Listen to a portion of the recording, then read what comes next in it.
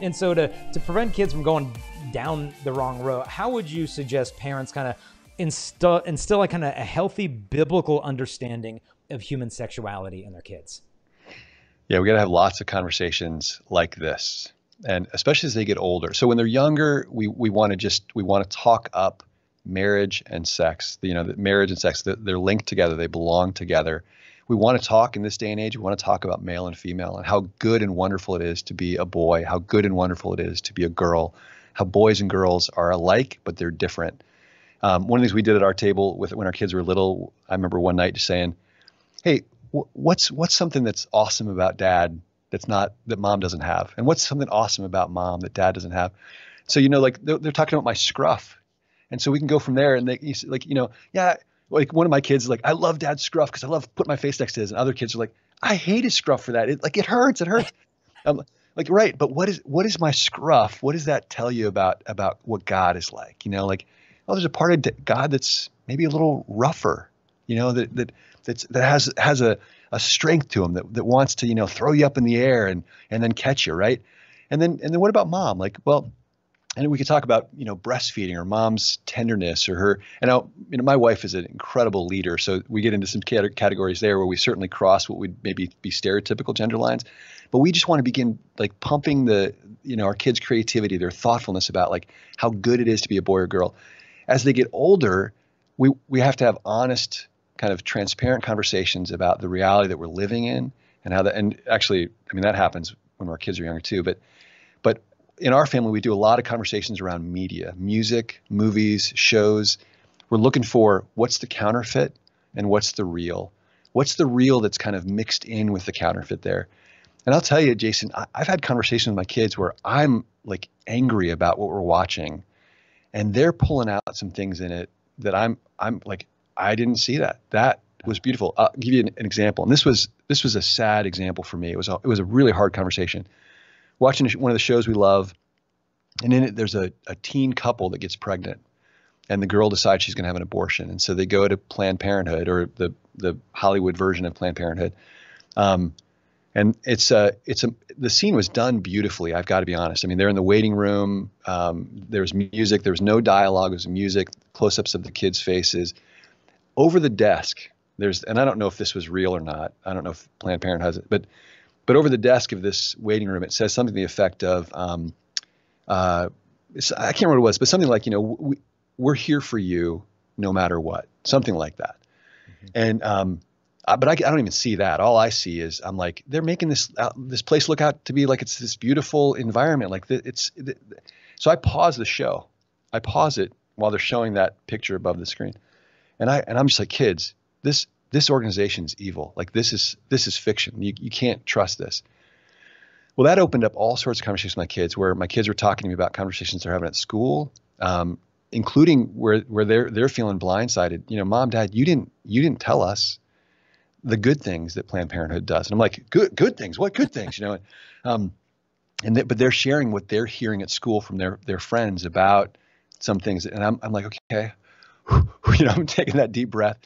And I'm feeling like I'm losing. I'm like, Lord, like they've already gotten to my kids. What do we do here? And then it's like the Holy Spirit just showed me the screen. And I look at the screen and it says, whatever it was, that line, like, we accept you no matter what. And I realized, right or wrong, true to life or not, twisted or not, my kids are hearing messages in this scene that are speaking to their heart about what they long for, a place that they're accepted even when they make mistakes, a place where they can go when they're in big trouble. Mm-hmm. And I don't want them to go to Planned Parenthood. I want them to come to me. Yeah. And so those are some of the difficult conversations we need to be in with our kids, where we're giving and taking. Like, I recognize there's beauty being told here.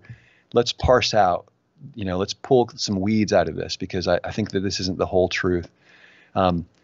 Man, I'm in the weeds with my kids. My co-author's in the weeds with his kids. These are hard conversations, hard topography, but there's no place I'd rather be. And those conversations, whether they happen in our home or happen in their college dorm room when they leave home, like, I'd rather them have those conversations with us in our home, because at least then we can be in it with them. So that's some of what I'd say to that. There's a lot more, of course, but No, it's great stuff. Just the presence of being with your kids to watch a movie, so these conversations can come up with in the first place. To Yeah. be so present with you, they can feel the scruff of your face. It's funny when you mentioned that. Same thing's going on in our house. My 8-year-old daughter loves, when I'm cleanly shaven, whereas my 6-year-old son Joseph, he said, "I love it when your face is spiky." And so Yeah. they're always going back and forth. Wait, oh, he's spiky. So I figure, enough is enough. So what I've started doing is I now shave half of my face. So right now I'm actually cleanly shaven on this half, and this half's got about 2 days of scruff going on. And then the kids love it. My daughter comes up, she's like, "Oh, it's perfect." And then Joseph comes up, starts kissing me, loves the spikes. And so That is funny. just, I thought I was going to say that as a joke. I was going to say you shave half your face. But I was kidding. But you were serious. That's no, I've fantastic. literally been doing it the last month, and the kids absolutely love it. So it's like That's every other fantastic. shave, I just take half off, and they just love it to pieces. But it's true what you're saying. In terms of Planned Parenthood, there's so much in the optics there of we're here for you. We just want to support you. I mean, last week I had the blessing of going to a crisis pregnancy center here in Phoenix to see just the amazing work that they're doing with these young mothers and helping them. And they were telling me how one mom came recently. She went to Planned Parenthood, and she was like, I know I'm pregnant. I've missed a couple of, cycles. Can we just do an ultrasound? And they're like, no, we really don't need to do that. Here's how it's going to work. It's just going to be 3 days. We're going to give you these pills, blah, blah, blah. And as soon as they just refused her an ultrasound, she just knew something was way off. So she went down the street to this crisis pregnancy center, like, "Yep, we'll give you an ultrasound." And she was 18 weeks along.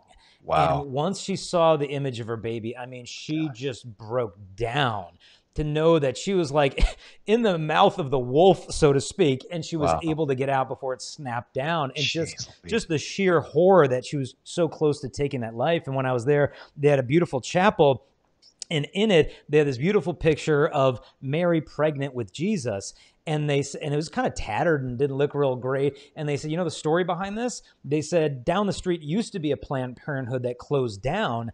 And when they closed down and they were taking the place apart, they said they actually found, when they were demolishing or whatever, underneath the floorboards of the abortion surgical room was this image upside down in the Catholic faith, it's called Our Lady of Guadalupe, underneath the floorboards of where the abortion procedure is performed. And like, we don't know any story behind it. We don't know if that was like some construction worker that wanted to like plant a grenade underneath the abortion clinic so the thing kind of spiritually goes off and implodes, which it did and closed down, or if that's someone in the abortion industry kind of making a mockery of the gift of life and the incarnation. But just, it just sends chills, the diabolical nature of this and how they want the optics to be like, we're here for you to support you and give you choices and options and plan your parenthood. Parenthood is the last thing on earth they help you to plan. But again, back to the core, just the presence of being on the couch with your kids, watching what they're watching. Irreplaceable. We can set up every single filter and device, but if you're not there, not just like quality time, like once in a while, like dude, quantity time, just be present. To me, I would say, and you'd probably agree, that's the number one thing the kids need. It is. Like I said before, that technology is part of the problem, and not that technology is all bad. I don't mean that. We couldn't be doing this without technology today, but the solution is really relational, because the longing is relational. The sex at its core is relational, and there's something that's hardwired in our kids, it's hardwired into us. And so the best thing we can do with our kids is be relational. Now, there's lots of terrain there, and that's one of the reasons we wrote the book. We want parents to feel more comfortable having those conversations. We want parents to feel they're in the game. I think there have been some different resources over the years where it's kind of like, just, read this to your kid, show this to your kid. I work with adults all the time, and every single one of them dealing with sexual brokenness, when we start talking about their story, they express, they know, they long for connection with their parents. They wish that things had been different with their dad or with their mom. They wish their mom had said, or their dad had said, or their dad hadn't said. And so part of the reason we wrote this book is because we're convinced your kids don't need us, your kids need you. And we just want to help you be there for your kids in a greater way than maybe you feel like you're able to be right now. So yeah. So as we wrap up, how can people get a hold of you, of the book, Treading Boldly Through a Pornographic World, how they can connect with your ministry, all the different work that you're doing, Josh? Yeah, thanks, Jason. Treadingboldly.com. You can find more about the book there. You can also just buy it on Amazon or Christian Books or Indie Books, wherever you buy your books. And you can learn more about our ministry at regenerationministries.org. Happy to have people check us out. Hey there, I hope you enjoyed that little clip, but if you want to see the whole episode where this came from, just click the link here. And in the meantime, we want to invite you to help us share this message, and there's a couple things you can do real quick. Number one, if you like or comment or share this video, YouTube will actually show it to more people. Also, don't forget to subscribe, hit the notification bell. We release videos every single day, and you'll be notified as soon as those come out. If you want to help us also to spread this message, you can support us at patreon.com/Jason Everett. That helps us to create these videos and show them to the whole world. God bless.